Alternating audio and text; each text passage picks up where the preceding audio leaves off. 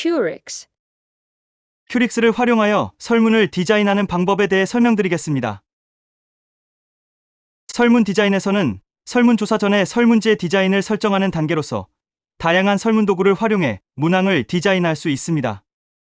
설문지를 디자인해 보겠습니다. 새로 설문지 작성을 위해 상단 우측에 새로 만들기 아이콘을 클릭합니다. 설문지 이름을 작성하고 생성을 클릭합니다. 서베이 캔버스 아이콘을 클릭합니다.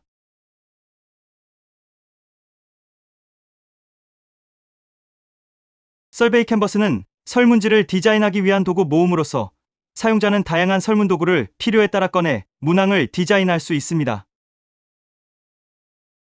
설문 디자인 설정은 표지 제목 또는 설문지 안내 관련 문구를 추가하시거나 문항 배경색뿐만 아니라 글자 색상과 크기를 설정하실 수 있습니다. 우측 상단의 설정 아이콘을 클릭합니다. 표지 디자인 상단 템플릿에서 색상 그린을 선택합니다. 설문지 제목을 복사하여 붙여넣습니다. 기존 설문지 안내 문구를 지우고 적용을 클릭합니다.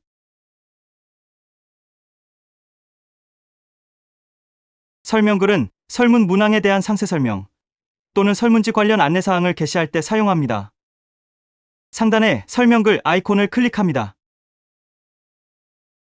설명글 편집 기능에서 글자 서식과 정렬 등 다양한 설정을 하실 수 있습니다. 설문지에 대한 설명글을 복사하여 붙여넣습니다. 이후 적용을 클릭하고 미리 보기에서 확인합니다. 이번에는 설문 문항에 대한 설명을 추가해 보겠습니다. 먼저 설문 문항 설명글을 복사 붙여넣습니다. 그 다음 서식에서 글자를 굵게, 색은 붉은색으로 설정하고 미리 보기에서 확인합니다. 한계 선택은 등간 척도, 명목 척도, 서열 척도 등 여러 척도 중 한 개를 선택하는 유형의 설문 항목을 의미합니다. 상단에 한계 선택 아이콘을 클릭합니다. 문항을 복사하여 붙여넣습니다. 척도를 직접 입력 대신 척도 예제를 활용하여 간편하게 쓸 수 있습니다. 척도 찾기를 클릭하고 5점 척도를 예제로 사용합니다.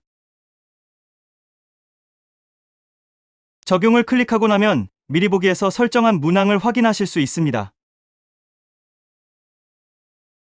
척도 표시 방향을 다음과 같이 왼쪽에서 오른쪽으로 변경하면 미리 보기에서 가로 방향으로 배치된 것을 확인하실 수 있습니다. 필수 아님으로 설정하면 해당 문항을 응답하지 않아도 제출이 가능합니다. 반대로 응답 설정이 필수인 경우 해당 문항을 응답을 해야지만 제출이 가능합니다. 만약 척도 찾기에서 해당 척도를 찾지 못한 경우 다음과 같이 척도 입력창에서 직접 기입할 수 있습니다.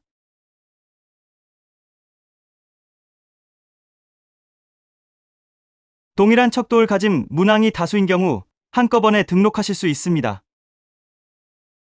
상단의 그룹으로 등록을 클릭한 후 문항을 복사하여 붙여넣습니다. 도구 설정에서 한계 선택을 클릭하고 앞에서 동일한 방법으로 설정합니다. 적용을 클릭하고 나면 미리 보기에서 동일한 척도로 구성된 다수의 문항을 확인하실 수 있습니다. 다중 선택은 질문에 대한 척도를 2개 이상 제시하고 척도를 1개 이상 선택하는 조건의 문항을 디자인합니다. 상단에 다중 선택 아이콘을 클릭합니다.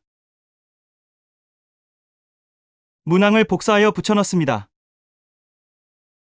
이후 척도 입력에서 척도를 복사하여 붙여넣습니다. 선택 제한 값은 응답자가 선택할 수 있는 항목의 개수로서 최대 5개까지 선택할 수 있습니다. 선택 제한 조건은 선택 제한 값에 적용하는 조건을 설정합니다. 적용을 클릭하고 나면 미리 보기에서 설정한 문항을 확인하실 수 있습니다. 수치는 특정 단위를 기준으로 수치를 입력하도록 요구하는 설문지, 문항을 디자인합니다. 도구 설정에서 수치를 클릭합니다. 문항을 복사하여 붙여넣습니다. 수치의 단위를 입력합니다. 필수 응답으로 설정하면 사용자는 해당 문항을 응답해야 제출을 할 수 있습니다.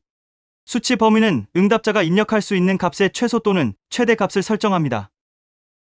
비율 척도를 사용할 때는 양수와 음수, 소수점, 포함 여부를 설정하실 수 있습니다. 적용을 클릭 후 미리 보기에서 설정한 문항을 확인합니다. 텍스트는 단문 또는 장문의 의견 등을 수집할 목적의 설문을 디자인합니다. 상단에 텍스트 아이콘을 클릭합니다. 문항을 복사하여 붙여넣습니다.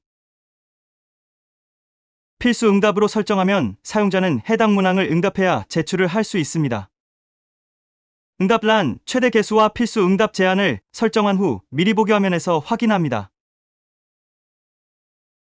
만약 응답란 개수를 2개로 변경한다면 다음과 같이 나란히 배열된 것을 확인하실 수 있습니다.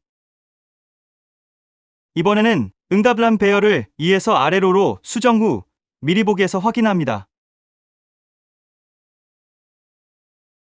드롭다운은 응답자의 주소처럼 특정 분류 기준에 해당하는 내용을 척도로 등록하고 분류 계층에 따라 하위 계층 데이터를 찾을 수 있는 설문을 디자인합니다. 상단에 드롭다운 아이콘을 클릭합니다. 문항을 복사하여 붙여넣습니다.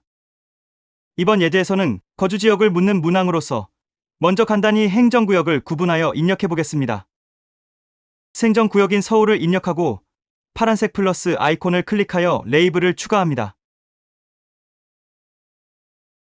행정구역을 추가하고 적용을 클릭하고 나면 미리 보기에서 해당 문항의 응답 방식이 드롭다운 형태로 나타나는 것을 확인할 수 있습니다. 다시 문항 설정에 돌아가 하위 레이블을 설정해 보겠습니다. 하늘색 아이콘을 클릭합니다. 서울의 하위 레이블인 자치구를 복사하여 붙여넣습니다. 적용을 클릭하면 하위 요소들의 개별 설정이 나타납니다. 미리 보기에서 해당 문항 드롭다운에서 서울을 클릭하면 해당 하위 레이블을 확인하실 수 있습니다. NPS는 순추천지수 데이터 수집, 빗 자동 분석 기능을 포함한 설문 항목입니다. 문항을 복사하여 붙여넣습니다. NPS 점수에 따른 레이블을 설정할 수 있습니다. 해당 문항에 맞는 레이블로 수정해 보겠습니다. 미리 보기에서 수정된 레이블과 함께 NPS 문항을 확인하실 수 있습니다. 문항 디자인을 설정해 보도록 하겠습니다. 설정을 클릭하고 스크롤을 내리면 문항 스타일을 확인하실 수 있습니다.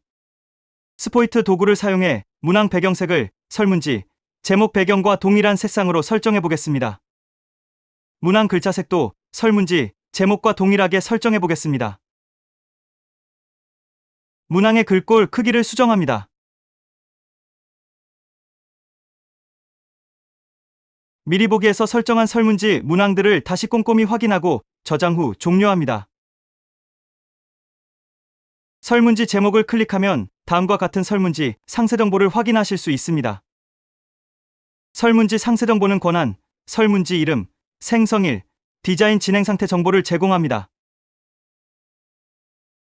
우측 하위 메뉴에서는 문항 간 건너뛰기 또는 설문조사 배포 및 빠른 분석을 설정할 수 있는 설문조사 설정 등이 있습니다.